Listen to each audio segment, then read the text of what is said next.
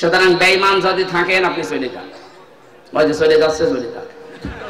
না না, বেঈমানের জন্য আজকের আয়াত না, আজকের আয়াত ইমানদারদের জন্য। যান আপনি তাড়াতাড়ি চলে যান। এখন প্রশ্ন আসতে পারে, আমার যে ইমান আছে আমি কিভাবে টের পাবো? আমার যে বিশাল জোব্বা গাই, আমার মাথায় পাগড়ি, এত বড় টুপি, আমার ইমান নেই মানে? না, ইমান আছে কিনা সাহাবী প্রশ্ন করলে বিশ্বনবী বললেন, ইদা সাররাতকা হাসানাতুকা ওয়া সাআতকা সাইয়্যাতুকা ফাআনতা মুমিন। মুসলিম শরীফের হাদিস। যখন তোমার ভালো কাজগুলো তোমাকে আনন্দ দেবে আর অন্যায় কাজ করলে ভেতর থেকে একটা বাধা আসবে, তখন বুঝবে তোমার ইমান আছে। আপনি এবার বলেন তো, যে আপনার অন্যায় কাজ দেখলে আপনার কি ভেতর থেকে একটা বাধা আসে? না, আসে না। যাদের মোবাইলে বললাম উল্টা পাল্টা সিনেমা আছে, নভেল নাটক আছে, থিয়েটার আছে, যাদের উল্টা পাল্টা ছবি আছে, নিজে দেখলে আনন্দ লাগে, এই মুরব্বি দেখলে আপনার লজ্জা লাগে, তো এইরকম জিনিস থাকার পরও আপনার মনে বাধা দেয় না, তাহলে আপনার ইমান থাকলো কি করে? বলেন না। এই জন্য বলছে, বাড়ি যাওয়ার আগে দয়া করে ডিলিট করে দিন, আর এই নিয়ত করে যান যে যতদিন বেঁচে আছি যেটা দেখা জায়েজ নেই চোখ দিয়ে, আমি মরে গেলেও দেখবো না। এক কথা বলেন না কেন? এটা শুধু আপনার, আমার দরকার নেই। আমি সহ যারাই আসি অন্তত এই গোনা থেকে, চোখের এই গোনা থেকে আমরা আজকে মোবাইলটাকে পবিত্র রাখি। আমার এর ভেতরে আন্তর্জাতিক স্কলার যারা, বিশেষ করে ডক্টর নোমান আলী খান, ডক্টর জাকির নাইক, আর আমার খুব বাংলাদেশের সাইয়্যেদ কামাল উদ্দিন জাফরি হাফিজাহুল্লাহ, ওনার লেকচার আছে। বাকিটা আমার মেয়ের কয়েকটা ছবি আছে, অন্য কিছু আর নেই। আর আপনার মোবাইলে খালি পরিমণির ছবি, এরকম মোবাইল দেশে নেই। বাড়ি যাওয়ার আগে ডিলিট করে দেবেন। ভালো কাজ যাদের আনন্দ লাগে না, অন্যায় দেখলে যাদের ভেতর থেকে একটা বাধা আসে না, ওর জুব্বা যত বড় হোক, ও যত বেলা জিকির করুক, ওর ঈমান নেই। আমি আশা করি এই সত্য কথা আপনি বুঝতে পেরেছেন। এবার আল্লাহ ঈমানদারকে ডাক দিয়ে ঘোষণা দিচ্ছেন, ইরকাউ, রুকু করো। রুকু করো এই শব্দ বললে আমরা বুঝি এভাবে মাথা ঝোঁকানো না।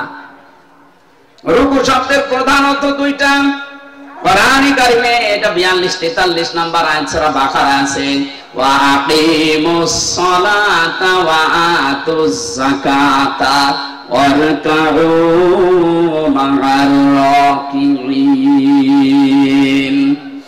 আল্লাহ পাক বলেন, নামাজ কায়েম করো, সম্পদ থাকলে যাকাত আদায় করো, আর রুকুকারীদের সাথে রুকু করো। তার মানে জামাতে হাজির হয়ে নামাজ পড়ো।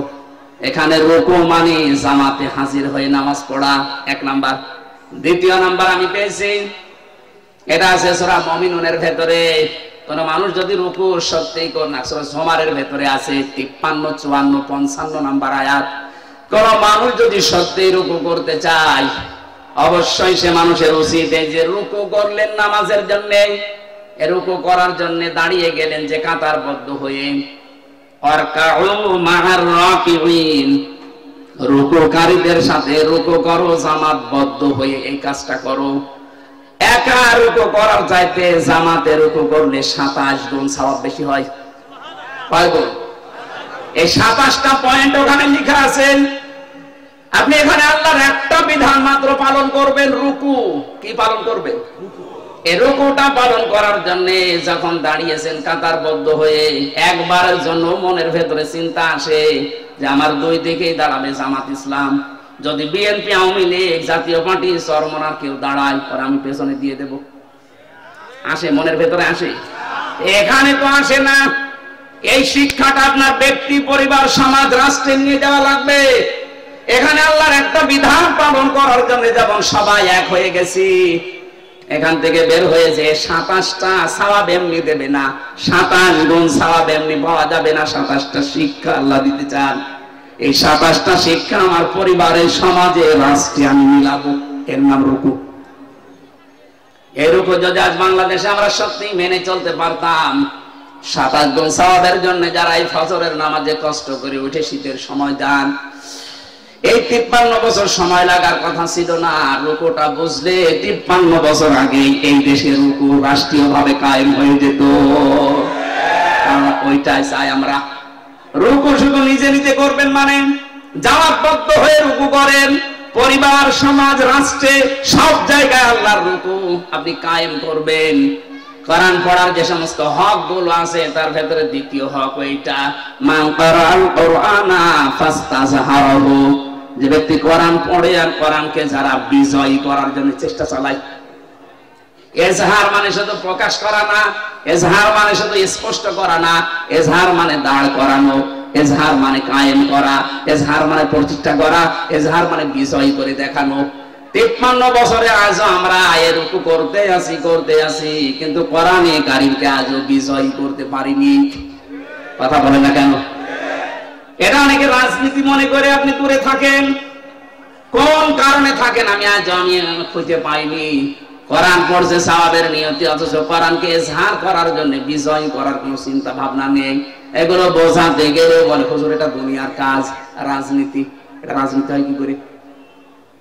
ফাস্তাযহারাহু শব্দটা যারা বোঝে, অভিধান যারা বোঝে, আধুনিক অভিধান বেত্তা যারা লিখছে যে ফাস্তাযহারাহু মানে কোরআনকে যারা বিজয় করার চেষ্টা চালাবে, এই মানুষগুলো কোরআন পড়লে যে 4টা শর্ত আছে তাদের দ্বারাই আদায় হবে। কোরআন পড়তে হবে শুদ্ধ করে, কোরআন বুঝতে হবে, কোরআন নিজে মানতে হবে, 4 নাম্বার কোরআন মানুষকে মানাতে হবে।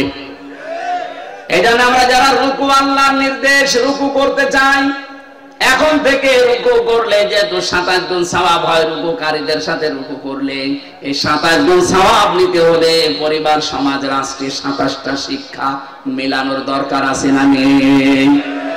পরিবারের শিক্ষা কি উপর? সম্মানিত মা বোন যারা এসেছেন, দেখলাম বহু মহিলা বসে আছে বিভিন্ন জায়গায়। মা বোনদের রুকু হচ্ছে শুধুমাত্র মাজা ঝুঁকিয়ে না, এটাই শেষ না। আপনি 4টা কাজ করবেন দুনিয়াতে: নামাজ পড়া, রোজা রাখা, আর কালো বোরকা পরলেই মনে করছেন আমি জান্নাত পেয়ে গেছি। জীবনও না।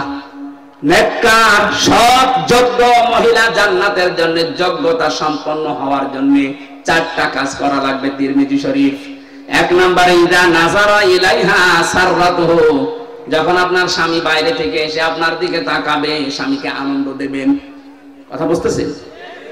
এই শব্দটা আজ বাংলাদেশে নেই। স্বামী বাইরে থেকে এসে পরিবারে আনন্দ পায় না, এই জন্যই বাধ্য হয়ে পরকীয়া প্রেম করে। দেখলে এরা যে পায় না, পরকীয়া প্রেম করে। সম্মানিত মা বোনেরা, কার স্বামী জি বলেছে আপনি শুনতে পেয়েছেন? আজকে থেকে একটু বাড়িয়ে দেবেন আদরটা। 2 নম্বরে ওয়াইদা গাবা আনহা হাফিজাতুহু, স্বামী যখন বাইরে যাবে তখন স্বামীর সম্পদ, স্বামীর সন্তান, নিজের ইজ্জত, সতীত্ব, নিজের লজ্জা স্থান, শরীর, এগুলো হেফাজত করে রাখবেন। অথচ অধিকাংশ মেয়েরা এখন স্বামী বাইরে গেলে দিন পায়। কথা বলে না কেন? মেয়েরা মোবাইলেও যদি কথা বলে, কোন ধাসে কথা বলবে আল্লাহ কোরআনে দিয়েছেন। সূরা আহজাবের 32 নম্বর আয়াতে আছে, ইয়া নিসান নাবিয়্যি লাস্তুন্না কাআহাদিন মিনান নিসাই ইনিত্তাকাইতুন্না ফালা তাখদা'না বিল কওলি ফায়াতমা'আল্লাযী ফী কলবিহি মারাদু ওয়া কুলনা কাওলান মা'রুফা। এটা তাফসীরে খাজেনে আছে। আমি যা বলছি অধিকাংশ ফি জিলালিল কোরআন থেকে, আর এইটা আছে তাফসীরে খাজেনে। আল্লাহ ডাক দিয়েছেন, হে নবীর স্ত্রীরা, পর্দার আড়াল থেকে। তখন নাই পর্দার আড়াল থেকে, কিন্তু এখন অর্থ হবে মোবাইলে, ফ্যাক্সে, ফোনে। যদি আপনি ফোনে কারোর সাথে কথা বলেন, কথা বলবেন সত্য কথা, মিথ্যা বলবেন না, কিন্তু ভাষা হবে রুক্ষ সূক্ষ্ম। গরম দিয়ে এমন ভাবে কথা বলবেন, ওই পারে যে আছে ওর মনের ভেতরে যদি গুড়ও থাকে, ওই এমনি তো অবাক করে নেবে। কথা বলে না কেন?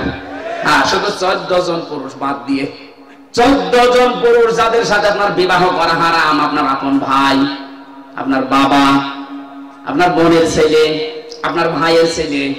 আমি কথা বোঝাতে পেরেছি কিনা বলেন? এই 14 জন আছে সূরা নিসার 21-22 নম্বর আয়াতের তাফসীরে পাবেন। এই 14 জন পুরুষ মানুষ বাদ দিয়ে যদি কাবার ইমাম আব্দুর রহমান সুদাইসিও কল দেয়, আপনি কথা বলবেন সঠিক কথা, কিন্তু ভাষা এমন করবেন। কথা বুঝতেছেন? বলেন তো, স্বামী বাইরে গেলে এরকম করে মেয়েরা, আরো 3 পেয়েছে, এমন কায়দায় কথা বলে, ওই পাশে যে আছে ও মনে করে কাজ হচ্ছে।